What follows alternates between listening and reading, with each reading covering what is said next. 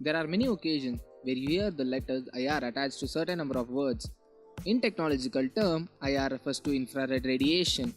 There are few who may ask what is infrared radiation, and some may say IR is not a big deal, but IR have way more uses than you may think of. So in this video, we'll see the basics of infrared radiation and build a proximity sensor which can help us understand more in detail about how infrared radiation work. So without any further delay, let's get started.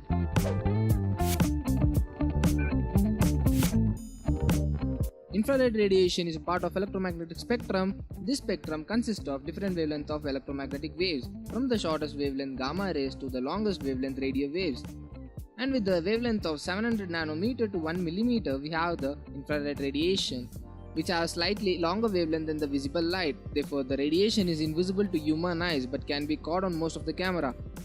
This radiation also obeys all the laws of reflection and refraction like the visible light. In this video, we'll use the reflection of infrared radiation to detect the nearness in space, also known as proximity.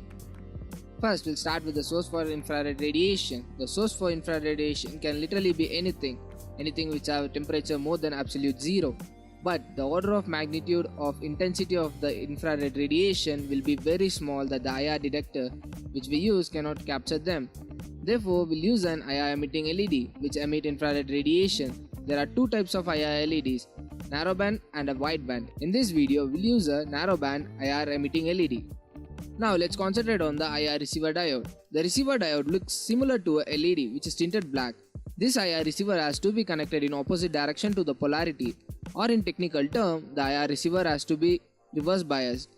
In reverse bias condition, receiver acts as a water valve. According to the intensity of the IR falls on the receiver, the current flows through the receiver. Like the valve lets the water flow as you open the valve. If no IR light is captured by the IR receiver, then there will be no current flowing.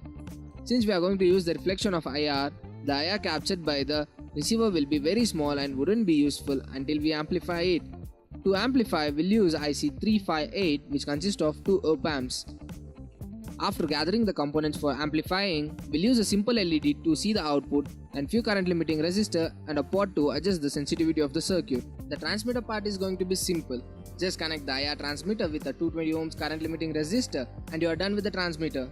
Receiver is simple as transmitter too. Just reverse bias the IR receiver LED with a 10K resistor.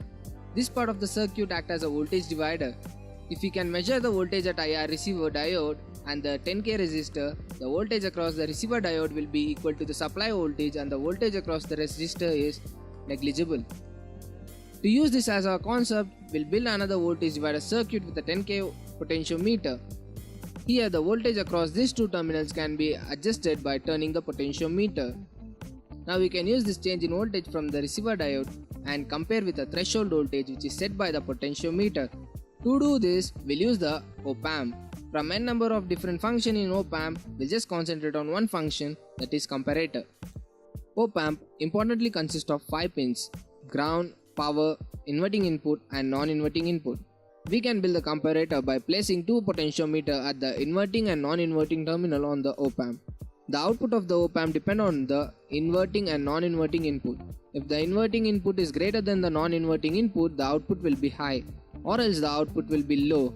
This is how the comparator works, by comparing two inputs of the op-amp. We'll just replace the potentiometer with the receiver diode positive to non-inverting terminal of the op-amp and any one extreme terminal of the voltage divider potentiometer to the inverting terminal of the op-amp and connect a LED with 220 ohm resistor to see the output. The working will be damn simple. There will be decrease in voltage across the receiver when IR light strikes the receiver, and this decrease will be compared by op-amp with the voltage set by the potentiometer and triggers the output.